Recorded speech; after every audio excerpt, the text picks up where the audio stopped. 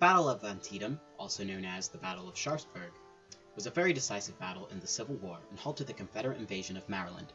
It was fought on September 17th of 1862. The Union victory resulted in President Abraham Lincoln issuing his preliminary Emancipation Proclamation on September 22, 1862. The preliminary Emancipation Proclamation stated that if all of rebelling states did not end the fighting by January 1st, 1863, all of the slaves in those states would be set free. The proclamation implied that not only was the war about states' rights, but also that slavery needed to be abolished. In 1862, the Civil War was entering its second year, and February kick-started a string of Union victories.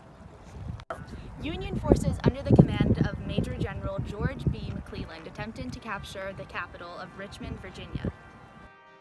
On June 1st, Confederate General Robert E. Lee took over the army that was defending Richmond. After a slew of battles outside of the capital, Union forces began to dwindle. Washington lost faith in McClellan, and his army was recalled from Virginia. Momentum the Confederate Army gained under the control of General Robert E. Lee, he began moving his army across the Potomac River and into Maryland. He wanted to win a victory on Union soil and bring an end to the war, upholding Confederate independence. The victory would enforce the European nations, such as France and England, to recognize the Confederacy as a separate nation. Maryland was a border state that remained part of the Union, but still remained a slave-holding state. Invading Maryland would allow General Lee to feed his troops by way of the Maryland farms and get support for the Confederate cause in the state.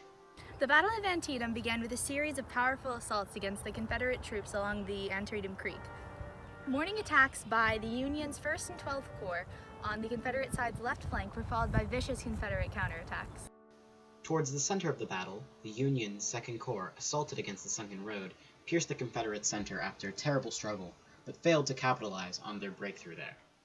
In the afternoon, the third and final assault by Major General Ambrose E. Burnside turned over a bullet-strewn bridge, which is now named after him.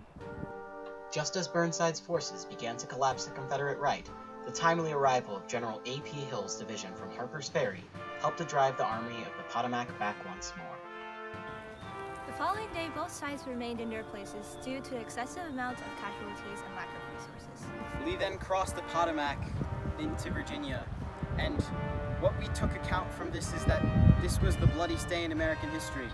Lincoln also took note of this, thus releasing the preliminary Emancipation Proclamation.